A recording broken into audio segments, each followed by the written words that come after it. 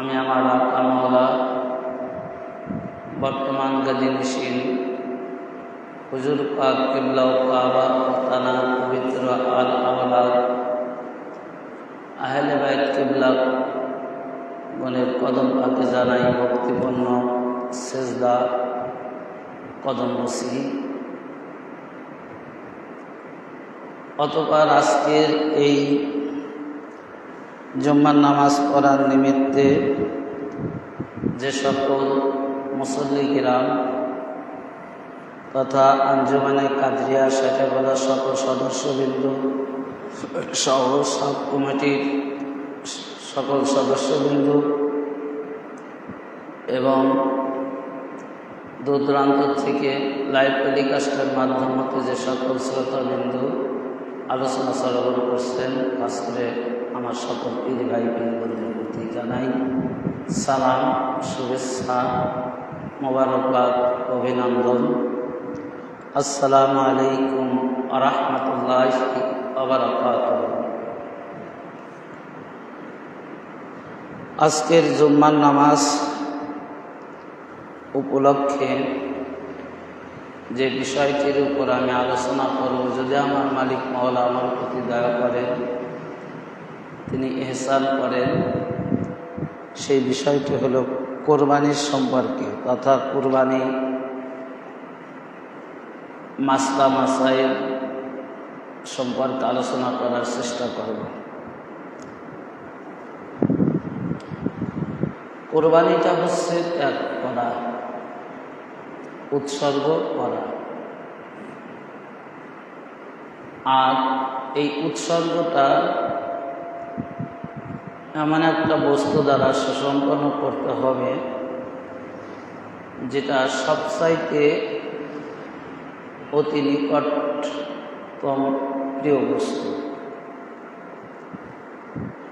আর প্রিয় বস্তুটাই আল্লাহ তাআলা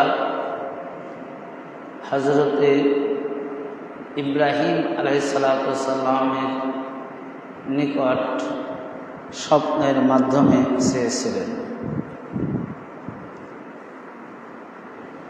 যেটা হচ্ছে যে ব্যাপারে পবিত্র কোরআনুল কারীমের মধ্যে এসেছে, রব্বি হাবলি মিনাস সলিহিনা ফাবাশশারনাহু বিগুলামি হালিম ফাআম্মা বালাগা মাহু সায়া ক্বালা ইয়া বুনাইয়া ইন্নী আরা ফিল মানামি আন্নী আযবাহুকা ফাউনজার মা যা তারায়া ক্বালা ইয়া আবাতি উফআল মা তুমারু। আসলে দেখেন যে ধৈর্যশীল কাকে বলে এবং ধৈর্যশীলের থেকেই যে ধৈর্যশীল বা সলিহীন থেকেই যে সলিহীন, এই ধরাধামে আগমন করেছেন, আরও পূর্বে করেছেন, বর্তমান করতেছেন, ভবিষ্যতে আসবে, সেটাই আয়াত পাক দ্বারা স্পষ্ট প্রমাণিত। হযরতে ইব্রাহিম আলাইহিস সালাতু ওয়াস সালাম তিনি বললেন, হে প্রভু, আমাকে একজন উত্তম উত্তরাধিকার দেন। অর্থাৎ হযরতে ইব্রাহিম আলাইহিস সালাতু ওয়াস সালাম পাক তিনি ইবাদতের মাধ্যমে মহান আল্লাহ রাব্বুল আলামিনের নিকট দোয়া করলেন কি, রব্বি হাবলি মিনাস সলিহিন, যে আপনি আমাকে একজন উত্তর অধিকারী প্রদান করুন। ফ্যানগুলো দেন। তো অতঃপর আল্লাহ তাআলা বললেন, ফাবাশশারনাহু বিগুলামি হালিম, অর্থাৎ তখন আল্লাহ রাব্বুল আলামিন বললেন যে আমরা সহনশীল সন্তানদের সুসংবাদ দিলাম। আল্লাহ রাব্বুল আলামিনের নিকট প্রার্থনা করা মাত্র যতটুকু দেরি না হয়েছে, যে হৃদয়ের থেকে যখনই প্রার্থনা করছেন, প্রার্থনা করার সাথে সাথে একেবারে একটুকু দেরি হয়নি, চাওয়া মাত্র আল্লাহ সুসংবাদ দিলেন, ফাবাশশারনাহু বিগুলামি হালিম। যা আমি আল্লাহ বলতেছেন যে ইব্রাহিম আলাইহিস সালাম আমার নিকট প্রার্থনা করে হাত নামানোর আগেই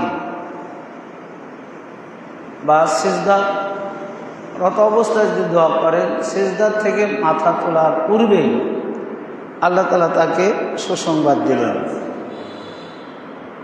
যে কি সুসংবাদ? যা হযরতে ইসমাঈল আলাইহিস সালাম এই ধরাধামে আসবে, এই সুসংবাদটা প্রদান করলেন। তো এখন চিন্তা করেন যে আল্লাহ রাব্বুল আলামিন তিনি কত দয়ালু, তার প্রকৃত যারা গোলাম বান্দা তার প্রতি তিনি কত বড় ইহসান করেন। কারণ আল্লাহ তো অত্যাধিক দয়ালু, তার দয়ার ভাণ্ডার তার বান্দার জন্যই খোলা। শুধু বান্দাকে চাইতে হবে, শুধু বান্দাকে কি চাইতে হবে। চাওয়া মাত্রই আল্লাহ তাআলা বান্দার দোয়া কবুল করেন। অতঃপর আল্লাহ তাআলা তিনি বলতেছেন যে ফা আম্মা বালাগা মা হুসাইয়া,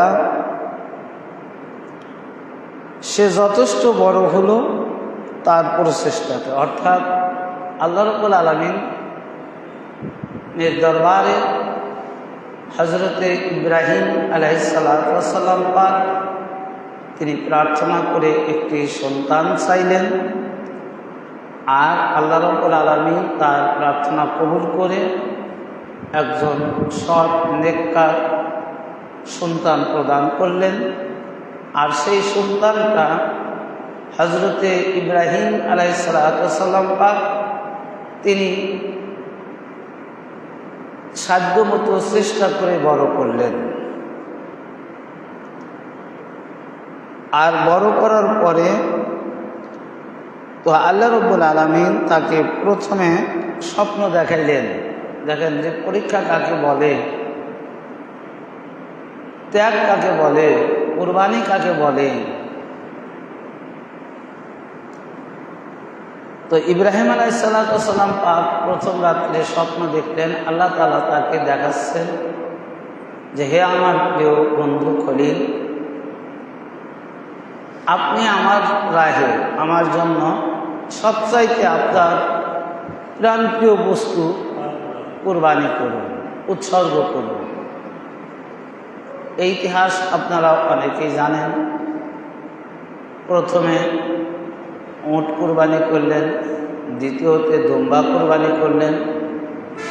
যখন তৃতীয় রাত্রে আল্লাহ তাআলা ইরশাদ করলেন যে আমি তোমার নিকট তোমার প্রিয় বস্তু চাই, উট এবং দুম্বা এটা না। আসলে আমরা যদি নিজেরা যদি একটু নিজেদের কাছে প্রশ্ন করি যে আমাদের প্রিয় বস্তু কি, আসলে কি ধন সম্পদ আমাদের প্রিয় বস্তু নাকি আমাদের সন্তানাদি? তাহলে এই প্রশ্নের জবাব আমরা নিজেরাই পেয়ে যাব যে আমাদের প্রিয় বস্তু এই দুনিয়ার জিন্দেগিতে কোনো ধন সম্পদ না, অট্টালিকা অর্থ সম্পদ না। একজন খাঁটি পিতার সবচাইতে প্রিয় বস্তু হলো তার সন্তান। একজন মায়ের সবচাইতে প্রিয় বস্তু হলো তার সন্তান।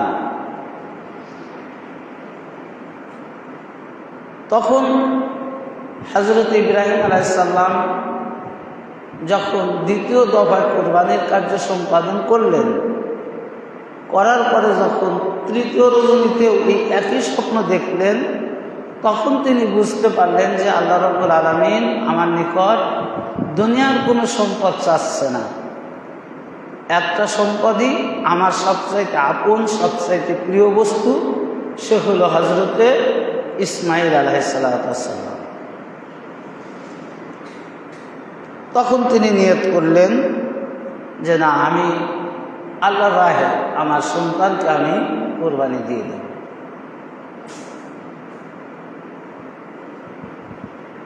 অতঃপর হযরতে ইব্রাহিম আলাইহিস সালাম তার স্ত্রীকে, অর্থাৎ আমাদের আম্মাজান যিনি ইসমাঈল আলাইহিস সালামের আম্মা ছিলেন, তাকে ঘটনা খুলে বললেন। বলার পরে তিনি উত্তর দিলেন, এটা তো আমাদের জন্য সৌভাগ্য। এই পৃথিবীর মধ্যে হাজার হাজার মানুষ আল্লাহ তাআলা পূর্বে সৃষ্টি করেছেন, এখনো করছেন, কিন্তু কারো নিকট আল্লাহ তাআলা এইরকম বস্তু চান না যেটা আমাদের নিকট, আপনার নিকট চেয়েছেন। সুতরাং এই সুসংবাদটা আমরা পালন করব, আল্লাহকে দেব। এটা আমরা কখনো এটার থেকে পিছপা হব না। যেমন পিতা তেমন মাতা। অতঃপর যখন হযরতে ইব্রাহিম আলাইহিস সালাম পাক তার সন্তান, প্রিয় বস্তু হযরতে ইসমাঈল আলাইহিস সালাম পাককে এই সংবাদটা দিলেন, দেওয়ার সাথে সাথে ইসমাঈল আলাইহিস সালাম পাক তিনিও রাজি হয়ে গেলেন। তিনিও কোনো প্রশ্ন করলেন না যে আল্লাহ কি এটা চেতে পারে। তো হে আমার আব্বাজান, আপনি আপনার কার্য সম্পাদন করুন, নিশ্চয়ই আমি আপনার কাজে সহযোগিতা করব, কোনো বাধা বিপত্তি প্রদান করিব না। যে কেমন পিতার কেমন সন্তান, আল্লাহর প্রতি তাদের কেমন বিশ্বাস, কেমন ভক্তি, কেমন শ্রদ্ধা, যে ইব্রাহিম আলাইহিস সালাম প্রশ্ন করলেন না আল্লাহর নিকট যে আল্লাহ, আপনি গফুর গফ্ফার রহমান রাহিম, এটা কেমন চাওয়া আপনার যে আমি এত কঠিন পরীক্ষা কি করে দেব? কোনো প্রশ্ন করলেন না। হযরত ইসমাঈল আলাইহিস সালাম কোনো প্রশ্ন করলেন না, বিবি হাজেরাও কোনো প্রশ্ন করলেন না। যেমনি চাইলেন তেমনি রাজি হয়ে গেলেন। কারণ তানারা আল্লাহর প্রতি তাদের অগাধ প্রেম ভালোবাসা ছিল। কেমন ভালোবাসা, কেমন প্রেম, যে চাওয়া মাত্র রাজি হয়ে গেলেন। কারণ কি, যে আল্লাহ তো দিছে, আল্লাহ তো নাও দিতে পারতেন। কারণ বৃদ্ধ বয়সে একজন সন্তান চেয়েছেন আল্লাহর নিকট, আল্লাহ তাআলা তাকে সন্তান দিয়েছেন। আর সেই সন্তান আল্লাহর ধন, আল্লাহ চেয়েছেন। এখানে বাঁধার কি আছে, নিষেধের কি আছে? কারণ আল্লাহ তো অন্য কোনো অবস্থায় তো নিয়েই যাবে এক সময় না এক সময়। এই পৃথিবীটা তো চিরস্থায়ী না, ক্ষণস্থায়ী। আমরা এই দুনিয়াতে এসেছি কি মুসাফির হিসাবে, কয়েকদিনকার জন্য। তো এই কয়েকদিনের মধ্যে তিনি সফল কাম, তিনি আল্লাহর রেজাবন্দি হাসিল করে সফলতা লাভ করবে। যিনি আল্লাহর হুকুম পালন করবে, আল্লাহর হুকুমের যতগুলো পরীক্ষা আসবে, প্রত্যেকটা পরীক্ষায় যিনি যথাযথভাবে উত্তীর্ণ করবে, তিনি সফল কাম হবে, তিনিই তো আল্লাহর প্রিয় বান্দা হবে। ভাই, আমরা কি আজীবন বেঁচে থাকবো? আমাদের তো একদিন একদিন যেতেই হবে। যে কোনোভাবেই হোক, যে কোনো অবস্থাতেই হোক, আমাদের তো চলে যেতেই হবে। কিন্তু আল্লাহ শেষ চাচ্ছেন, তো সেটা দিয়ে গেলে কতটা আমরা সৌভাগ্যবান হব। যার কারণে যেমন পিতা যেমন মাতা তেমনই সন্তান। আল্লাহ চেয়েছেন, কোনো প্রশ্ন করলেন না, রাজি হয়ে গেলেন। সম্মানিত উপস্থিতি, আজকে যদি সেই ধারাটা অব্যাহত থাকতো, একটু ভেবে দেখুন, যদি সেই কুরবানি আজকে অব্যাহত থাকতো, তাহলে পৃথিবীতে মানুষ আর আসত না। কেননা প্রত্যেকে যদি পিতার বড় সন্তানকে কুরবানি দিত, তাহলে আর কিভাবে আসবে, কিভাবে বড় সন্তান থাকবে? কিন্তু আল্লাহ রাব্বুল আলামিন গফুর গাফফার রহমান রাহিম, তিনি দয়া করছেন, ইহসান করে আমাদেরকে বাঁচিয়ে রেখেছেন। এই ধারাধামে মানব মণ্ডলীকে আল্লাহ তাআলা প্রেরণ করবেন তার দয়া। আর সেই কারণেই আল্লাহ রাব্বুল আলামিন তার বান্দাবান্দির নিকটে ওই বড় সন্তান কোরবানি করতে বললেন না, চাইলেন না, প্রিয় বস্তু চাইলেন, সেটা পশুর মাধ্যমে। একটা পশু আমরা যখন এই কুরবানি করব, এই কুরবানির মধ্যে দেখেন কত ফজিলত রয়েছে, কত নিয়ামত রয়েছে। যে আমি আপনি যখন কোরবানি নিয়ত করে পশু ক্রয় করব, ওই পশুটা যখন ঈদের দিন অর্থাৎ 10 জিলহজ ঈদের নামাজ পরবর্তী আরও 2 দিনের মতো থাকে, আসর পর্যন্ত 3য় দিন। তো এখানে একটা চিন্তা করে দেখেন যে এই পশুর হক শুধু আপনি একা নয়, আপনার সন্তানাদি না, এই পশুর মাংসের হক আপনার প্রতিবেশী, তাদের যারা একেবারে গরিব মিসকিন, যাদের শক্তি নেই, সমর্থন নেই, একটা পশুর ভাগ রেখে তারা কুরবানি দিবে, তাদের এই সমর্থন নেই। কিন্তু ইচ্ছা সবারই থাকে, ভালো মন্দ খাবার পাওয়ার ইচ্ছাটা কিন্তু সবার মধ্যেই কম বেশি থাকে। তো আজকে যদি আমরা একটু ভাবতাম, চিন্তা করতাম যে আমাদের উপর আল্লাহ তাআলা কুরবানি ওয়াজিব করেছেন, আর গরিব মিসকিনদের জন্য কুরবানির মাংস তাদের মাঝে প্রদান করা অপরিহার্য, তো ওই গরিব মানুষটা তো সমাজে আমাকেও আল্লাহ বানাইতে পারতেন না? আজকে আপনি বিত্তশালী, আপনারই প্রতিবেশী, আপনারই আপনজন, আপনারই আত্মীয় কিন্তু গরিব মিসকিন। তো বিত্তশালী আপনি না হয়ে, ওই ধনী ব্যক্তি আপনি না হয়ে, ওই মিসকিনকেও আল্লাহ তাআলা ধনী বানাইতে পারতেন। আর ওই মিসকিন যদি ধনী হতো, আপনি মিসকিন হলে তখন আপনারও মনের মধ্যে কত কষ্ট জাগত যে আজকে বৎসরের শেষে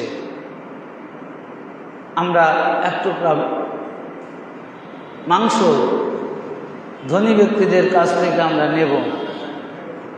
কিন্তু আল্লাহ রাব্বুল আলামিন আমাদের জন্য ইহসান করেছেন, দয়া করে আমাদেরকে বিত্তশালী করেছেন। তো ভাইরা আমার, বন্ধুরা আমার,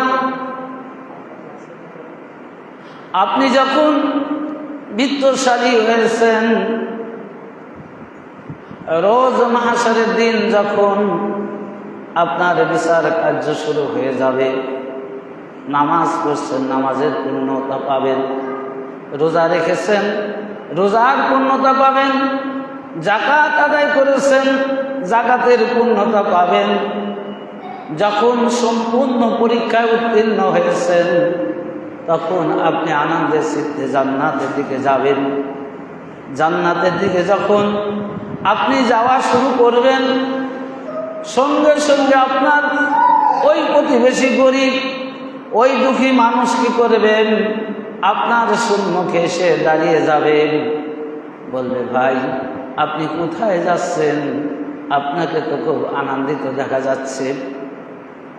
অতঃপর জান্নাতি ব্যক্তি বলবে, তুমি আমাকে বাধা দিচ্ছ কে? তুমি তাড়াতাড়ি ছেড়ে দাও, আমি মহান প্রভুর ইবাদতের সফলতা লাভ করেছি।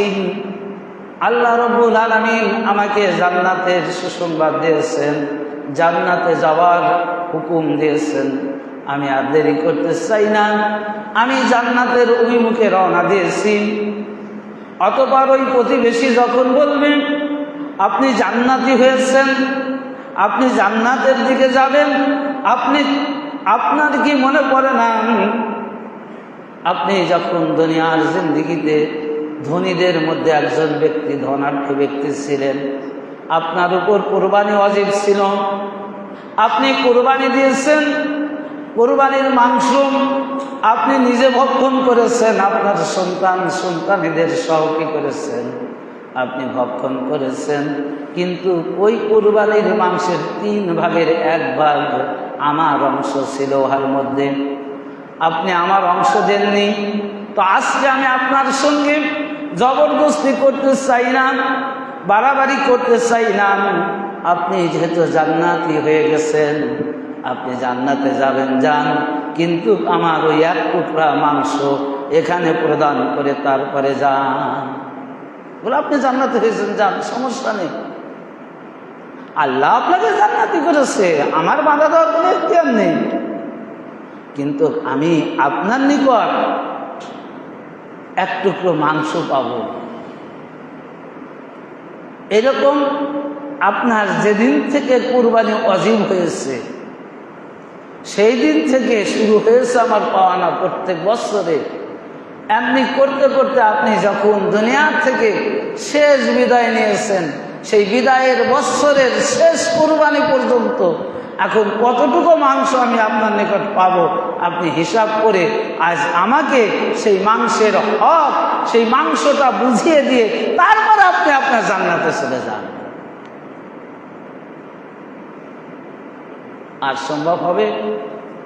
আমার ভাইরা, মহান আল্লাহ রাব্বুল আলামিন কিয়ামত পর্যন্ত সময় দিবেন, বলবে বান্দা তুমি তোমার এই হকটা আদায় করার জন্য তুমি আমার নিকট যতদিন সময় চাইবেন, আনলিমিটেড অফ্রান্ত সময় আমি তোমাকে দিয়ে দেব, তুমি আমার ওই বান্দার হকটা আদায় করে দাও। কারণ আমি তোমাকে বিত্তশালী করেছি, আমি তোমার উপরে ইহসান করেছি, আমি আল্লাহ রাব্বুল আলামিন গফুর গফফার, আমি সকল কিছুর ক্ষমতাশীল, ক্ষমতাবান। আমি আল্লাহ ইচ্ছা করলে তোমাকে ওই বান্দার জায়গায় তোমাকে ওই বান্দা হিসাবে বানাইতে পারতাম, আর ওই বান্দাকে আমি বিত্তশীল বানাইতে পারতাম, কিন্তু আমি করিনি। কারণ এটা ছিল তোমার জন্য পরীক্ষা, তোমার জন্য ইমতিহান, যে তুমি দুনিয়ার প্রলোভনে পড়ে আমাকে এবং আমার বান্দাকে কতটুকু ভালোবাসো, এটাই ছিল তোমার পরীক্ষা।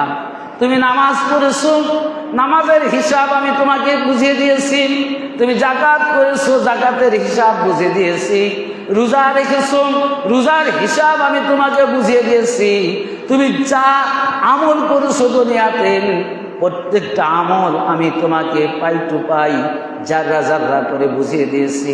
কিন্তু তুমি, তোমার উপর আমি কুরবানি ওয়াজিব করেছিলাম, আর এই কুরবানিটা তুমি যথাযথভাবে আদায় করনি। আদায় করেছো, নিজে ভক্ষণ করেছো, নিজের সন্তানাদি পরিবার নিয়ে তুমি ঈদের দিন আনন্দ করেছো, কিন্তু আমার এই বান্দা গরিব ছিল, দুঃখী ছিল, অসহায় ছিল, অভাবী ছিল। বান্দা, তোমার প্রতি 1টা বছর তার আশায় থাকতাম,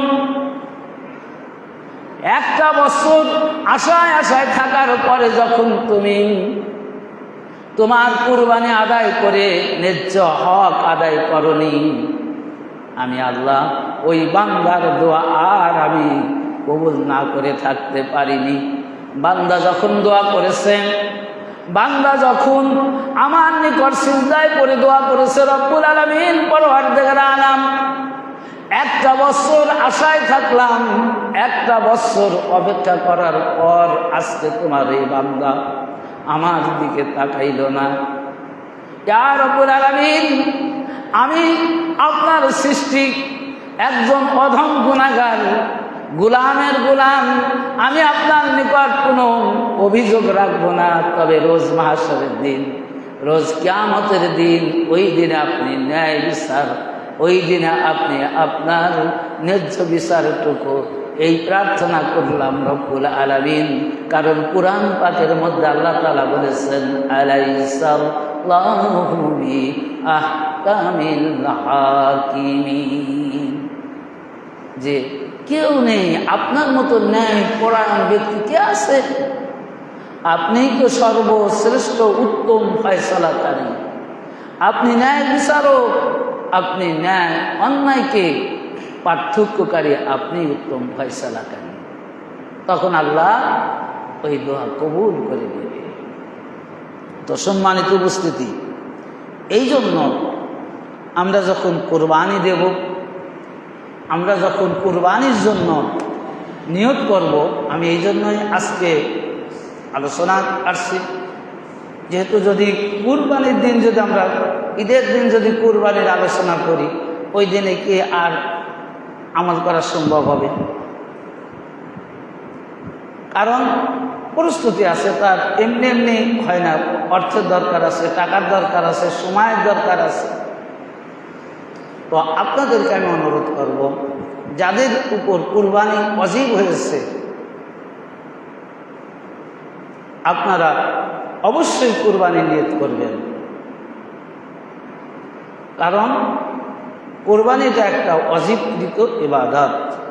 নামাজ ছুটে গেলে যেরকম গুনাহগার হতে হয়, অস্বীকার করলে যেরকম কুফরি হয়ে যায়, ঠিক নামাজ, রোজা, হজ, যাকাত যেরকম ফরজ আইন ইবাদত, কুরবানিটাও ওয়াজিব, ফরজের নিকট। ইমাম আবু হানিফা রাহমাতুল্লাহ আলাইহির মতে এটা ওয়াজিব। আমরা যে ইমামের অনুসারী, আমরা যে ইমামের ইত্তেবা করি, যে ইমামের অনুসারী হয়ে যে ইবাদতগুলো করছি, তিনি হচ্ছেন ইমাম আবু হানিফা রাহমাতুল্লাহ আলাইহি। সুতরাং তানার ফতোয়ার দৃষ্টিকোণ থেকে প্রত্যেকটা শাহবালেগের উপর কুরবানি ওয়াজিব।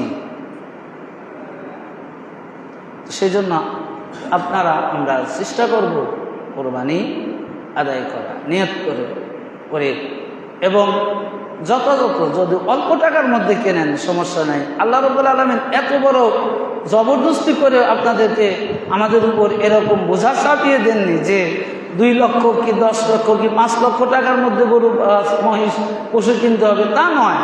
আপনার সমর্থন, আপনাকে যতটুকু আল্লাহ তাআলা অর্থ প্রদান করেছেন, যেরকম ইহসান করেছেন, ওই ইহসানের মধ্য থেকেই আপনি কোরবানি দেন। একা না পারলে 2 জন, 2 জন না পারলে 3 জন। যেমন গরু এবং মহিষের ক্ষেত্রে 7 পর্যন্ত আপনি ভাগে আপনি কোরবানি দিতে পারবেন। দুম্বা অথবা ছাগল বা ভেড়া, এটা একা দিতে হবে। তো আপনি যখন এই কুরবানিটা আদায় করবেন, দেখেন আবার কি করেছে, কুরবানির চামড়া, এই টাকাটাও আপনার জন্য না, এটাও গরিব দুঃখীদের জন্য আল্লাহ তাআলা দিয়ে দেওয়ার ব্যবস্থা করেছে। কারণ আপনি অর্থশীল, আপনি মাংস রান্না করার মশলা আপনার আছে, তো ওনার তার অর্থ না থাকলে কি দিয়ে কিনবে? এই জন্য চামড়ার টাকাটাও গরিবের মধ্যে দিয়ে দিতে হবে, যাতে ওই টাকা দিয়ে সে সুন্দর কিছু খাবার বা কুরবানির মাংসটা নিয়ে সে তার পরিবার পরিজনদের সাথে আনন্দে খাইতে পারে। তো আপনার ঈদ ভাগাভাগি হয়ে গেল, আপনার আনন্দ ভাগাভাগি হয়ে গেল।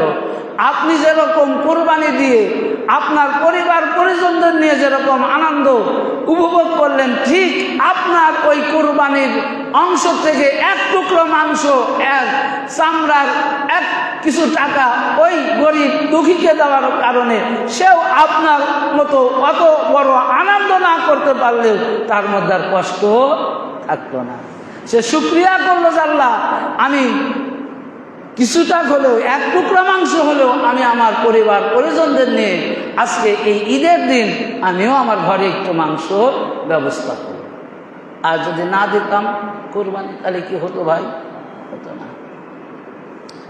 তারপর আল্লাহ তাআলা পবিত্র কোরআনুল কারীম, আর এটা কোরআন পাকের মধ্যে আসছে, দেখেন বলতেছে কি, যে ইন্নী আরা ফিল মানামি আন্নী আযবাহুকা, যে হযরতে ইব্রাহিম আলাইহিস সালাম তার সন্তানকে বলতেছেন, হে আমার প্রাণপ্রিয় সন্তান, আমি স্বপ্নের মধ্যে দেখলাম তোমাকে আমি কুরবানি করছি। আমি কি দেখলাম? ইন্নী মানে নিশ্চয়ই আমি দেখলাম, নিশ্চয়ই আমি দেখলাম। আর স্বপ্নের মধ্যে, ফিল মানাম মানে ঘুমের ঘরে, আন্নী আযবাহুকা তোমাকে কুরবানি দিচ্ছি, তোমাকে জবাহ করছি। ফাআনজুরু মাযা তারা, এখন তুমি দেখো তুমি কি ভাবো এই ব্যাপারে, কারণ আমি তো এটা দেখলাম তোমাকে কুরবানি করছি, তোমাকে জবাহ করছি। হ্যাঁ আমার প্রিয় পুত্র, আমি এটা দেখলাম ঘুমের মাধ্যমে। ফাআনজুরু মাযা তারায়া, এখন তুমি এটা নিয়ে কি ভাববেন? অতবার সে বলল, ক্বালা ইয়া আবাতি উফআল মা তুমারুন, যে নিশ্চয়ই আপনি তাই করুন যেটা আপনি স্বপ্নের মাধ্যমে দেখেছো। হে আমার পিতা, আপনার আল্লাহর নবীরা যে স্বপ্ন দেখেন, এই স্বপ্ন কখনো মিথ্যা হয় না, এই স্বপ্ন অবশ্যই সত্য। আপনি যেটা দেখেছেন আল্লাহর পক্ষ থেকে দেখেছেন, আর এটা চিরন্তন সত্য। সুতরাং উফআল, আপনি পালন করুন, মা তুমারা, যেটা আপনার আমার প্রভু আল্লাহ রাব্বুল আলামিন আপনার উপর হুকুম করেছে, ওইটা আপনি পালন করুন। আমি আপনার প্রতি কি করব? আপনার প্রতি কি করব? সম্মান এবং মর্যাদা দেখাবো। অর্থাৎ আমি কখনো ওই হুকুম থেকে পিছু পা হব না। সন্তান বলে দিলেন যে আমি কখনো এটার থেকে বাধা দেব না, কারণ আল্লাহ রাব্বুল আলামিন আপনাকে স্বপ্নে দেখাইছেন। আরে আল্লাহ তো ইচ্ছা করলে আমাদের তো এমনি নিয়ে নিবে, আজকে না হয় কাল, কাল না হয় পরশু, একদিন না একদিন তো আমাদেরকে চলে যেতেই হবে। তো যেহেতু চলে যেতে হবে, তো আল্লাহ যেহেতু চাচ্ছেন, এর চেয়ে বড় মর্যাদাপূর্ণ আর কি হতে পারে? এই জন্য যেমন পিতা তেমন সন্তান, যেমন মা তেমন বাবা। তো সেই জন্য ভাই, আমরা প্রত্যেকেই স্বচ্ছ নিয়তে আসলে কুরবানিটা ভাগে দেওয়া উত্তম, কারণ একজনকে আরেকজন সহযোগিতা করাও হয়। এখন আপনার একা অনেক টাকা আছে, অনেক অর্থ আছে, আপনি একা দিতে পারেন। এখন আরেকজন ব্যক্তি তো অত টাকা নেই, তার সমর্থন নেই, কিন্তু সে ভাগে হলে পারে। তো এই জন্য ভাগে কুরবানি দেওয়াটা উত্তম, কিন্তু ইনসাফটা আমাদের রাখতে হবে। আমাদের সব সময় এটা খেয়াল রাখতে হবে, এটা স্মরণ রাখতে হবে যে আমরা কোরবানি দিচ্ছি আল্লাহ তাআলার সান্নিধ্য লাভের জন্য, কবুলের জন্য। এমন কোনো আচরণ আমরা করব না যেন কোরবানির মধ্যে বিঘাত ঘটে। তো যখন আমি আপনি বাজারে যাব, তখন যিনি সবচাইতে দুর্বল তাকে দিবেন পশু চয়েস করার জন্য, তাহলে আমাদের আর কোনো সমস্যা হবে না। কারণ দুর্বল ব্যক্তি যদি একটা পশু চয়েস করে, তখন তার সমর্থন অনুযায়ী করবে, তখন তার কষ্টও লাগবে না, তার বাধাও আসবে না ভিতরে। আর যদি আমরা যারা বিত্তশীল, যাদের অনেক টাকা পয়সা আছে, তারা যদি পছন্দ করে, তো তারা তো সবচেয়ে বড়টা ধরবে। তখন সে নাও পারতে পারে, তার অতটুকু সমর্থন নাও থাকতে পারে, তখন তার ভিতরে একটু কি অনীহা আসতে পারে যে আমি আজকে আমার অর্থ নেই, তোদের সাথে একটু সহযোগিতার জন্য আসলাম, আর তোমরা কি করলে বড় একটা কিনে ফেললে, তাহলে তার উপর একটু চাপ করতে পারে। এই জন্য যিনি সবচাইতে দুর্বল ব্যক্তি, তাকে দিয়ে পশু চয়েস করাইলে তার উপর আর চাপ আসবে না। তখন সে যদি তার পছন্দ অনুযায়ী একটা পশু চয়েস করে, আপনারা বাদ বাকি জন ওটাই কিনবেন। মহান আল্লাহ রাব্বুল আলামিন ওটার মধ্যে দুইটা বরকত থাকবে। একটা অসহায় অর্থাৎ দুর্বল ব্যক্তির প্রতি আপনি ইহসান করলেন, আর একটা কি আল্লাহর হুকুম ওয়াজিব কার্য সম্পাদন তাকে নিয়ে করলেন। এই দুই দিক দিয়ে আপনি আল্লাহর ইহসানের মধ্যে পড়ে যাবেন। কারণ আল্লাহ রাব্বুল আলামিন তো ভালোবাসেন তার বান্দাদেরকে, তো তিনিই তো সফল কাম বান্দা, যিনি তার সৃষ্টি আল্লাহর সৃষ্টি বান্দার প্রতি ইহসান করে। আল্লাহ তার প্রতি ইহসান করে যে ব্যক্তি তার সৃষ্টির প্রতি দয়া করে, ইহসান করে। তো সেই জন্য আমরা যেন যথাযথ নিয়মে ইনশাল্লাহ আগামী দিনে আরও আলোচনা হয়তো করব। আমরা প্রত্যেকেই যারা বৃত্তশীল আছি, আজকের থেকে আমরা নিয়ত করি যেন আমরা প্রত্যেকেই কোরবানি হক আদায় করে আমার মালিক মওলার কদম পাকের জলিকানা হয়ে যেন শেষ বিদায় নিতে পারি। সবাই বলুন আমিন। আমা তৌফিক ইল্লা বিল্লাহ। আসসালামু আলাইকুম ওয়া রাহমাতুল্লাহি ওয়া বারাকাতুহু।